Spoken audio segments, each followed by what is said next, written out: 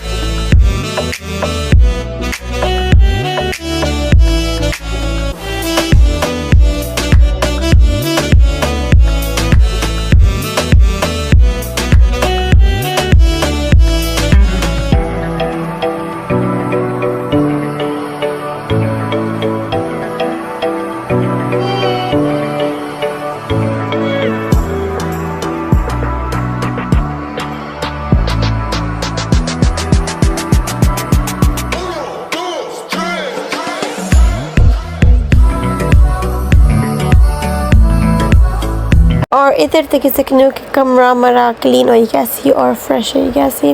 सो हुन मैं बनाने लगी ग्रोसरी लिस्ट क्योंकि कुछ समान वगैरह अशना सी खान पकाने वास्ते। सो इधर जो कुछ मिकी किन्ना सो मैं याद रखे सी मैं सुबह चेक करी दी सी तो हुन मैं लिस्ट बनाई तो फिर चलने आजटा। और इधर अस आई गए आजटा तक कुछ अस अपनी शॉपिंग शुरू की हुई सी था। हुन है जी अगला दिन था हुन मैं रेडी होने लगी हाँ। सो रेडी में गई सी अज ये कपड़े लासा और मैं अपनी फेवरेट परफ्यूम भी स्प्रे कर सा जी मैं किंदी सी limelight so and it's called pink. और नाल ही मैं कुछ अपने वास्ते ईयरिंग्स भी सिलेक्ट कर सा क्योंकि काफ़ी दिन से मैं अपने ईयरिंग्स कड्डी फिर बाहर तो मिगी एडा रखे माने ईयर पीसिंग क्लोज ना हो जान। सो ए मैं प्राइमर्क सो ईयरिंग ना सेट किंदा सी स्टड्स ना इस आई थिंक 20 पेयर्स अच्छे एंड दे वेरी गुड क्योंकि हमारे स्टड्स हर टाइम टहने रहने। सो जे एक टेई जान या लूज भी हो जान सो इतना अफसोस को नहीं होना। सो ए मैं बस आपने करना विच हुन नीचे आई तो मैं वॉशिंग स्टार्ट करने लगी हाँ।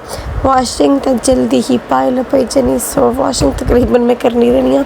सो इधर मारे तो मोहम्मद ईसा ने कपड़े आई गए तो ये हुन बस वॉशिंग मशीन सो सबसे पहला जेरे लाइट और वाइट कलर ने कपड़े मामा जी बेबी इतने मामा है मैं वीडियो एडिट करनी पी है और मोहम्मद ईसा भी मरे ना वाला ये तकना पे के मामा स्क्रीन पर है। तो इधर मैं अपने तो मोहम्मद ईसा ने वाइट और लाइट रंग ने कपड़े वॉशिंग मशीन पासा तो इना की चलासा और वीडियो विच तक नहीं हो सके मोहम्मद ईसा हमारा फिरना पे आया ड्रॉ जो चीज़ें कड्डी मी देना या डिफरेंट और इस टाइम वेट करना सी कि मामा कम मकाई तो मिकी ब्रेकफास्ट बनाए तो दे तो बस जल्दी मशीन चलाई तो फिर ईसा के भी ब्रेकफास्ट बनाए तो दे सा।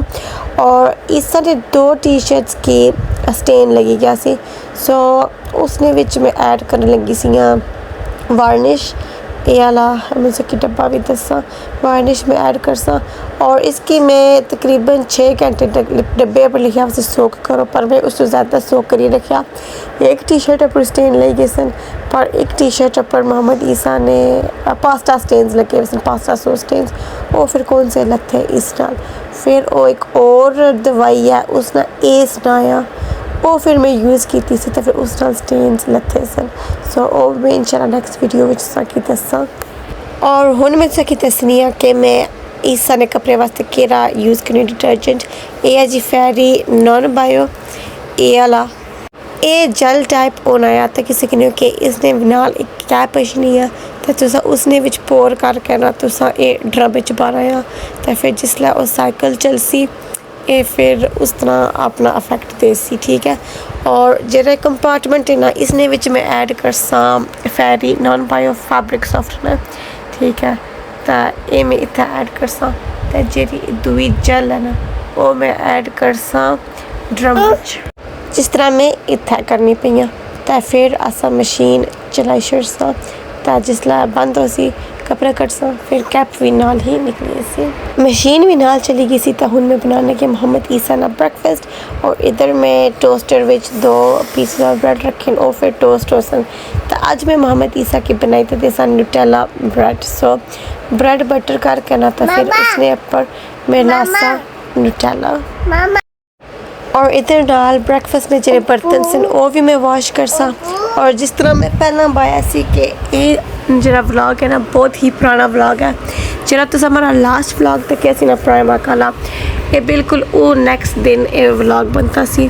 और उस तो बाद जय जी हमारी तबीयत ख़राब हुई है ना कि मैं बिल्कुल उस हालत में कौन सा के मैं व्लॉग बना। सो ये उस दिन ना व्लॉग है बर्तन वॉश करके फिर मैं सिंक भी नाल साफ़ कर सा। और इधर जेरे किचन स्लैब से उन पर भी ज़फ्लोरा स्प्रे करी उन्हें भी मैं अच्छे तरीके नाल साफ़ कर सा और मशीन्स वगैरह पर उन पर भी मैं वाइप कर छा। और इधर सारी मशीन बस खलने वाली सी। सो जेरे डार्क कपड़े सन वो मैं लट छेड़न तो मैं वेट करनी पई कि मशीन खला फिर मैं कपड़े कड्डा तो बार but it was taking forever मैं इतनी तंग पई गई वेट करी था। सो फाइनली खली गई सी तो फिर हुन मैं दूसरे लोड पाए सन और उन्होंने विच में लैनो जो निके जे दाने नहीं होने वो मैं पाए सन। और ये वाले क्लिप 2-3-4 रोज़ ने बाद सन जितना मौसम बड़ा ही प्यारा हो गया सी। यूके भी शदीद गर्मी आई गई सी तो इधर असा मोहम्मद ईसा की पार्क में आंदा सा थोड़ी जी इंजॉयमेंट करने वास्ते। और तुसा भी देखी सकने कि कितनी बेहतरीन पार्क है, इतनी खूबसूरत पार्क है और मौसम भी माशाल्लाह बड़ा ही प्यारा सी। व्लॉग ज़्यादा की रही होता है इतना ही मैं व्लॉग की एंड कर सा। यूके विच काफ़ी ज़्यादा गर्मी हुई हुई है सो कि आवाज़ अचना उसी पखे नहीं मारे नालों ज़्यादा क्योंकि इस टाइम पखा चलना पाया क्योंकि बहुत ज़्यादा गर्मी है खास करके रात के टाइम क्योंकि यूके ने घर गर्मी वास्ते बिल्कुल भी नहीं बनते हुए सर्दी वास्ते बनते हुए तो जी गर्मी था अशनी है दिन टाइम वो बस परास तो अबस बहुत ज़्यादा अंदर भी तो बाहर भी सेम है क्या सो इसमें पखा लगे मोहम्मद ईसा सुते अब तब इस व्लॉग की मेरे तक कर सा एंड वाई के अल्लाह ताला से खुश बात शक्ल से तरह जिंदगी से मिलने अगली वीडियो अल्लाह वाला।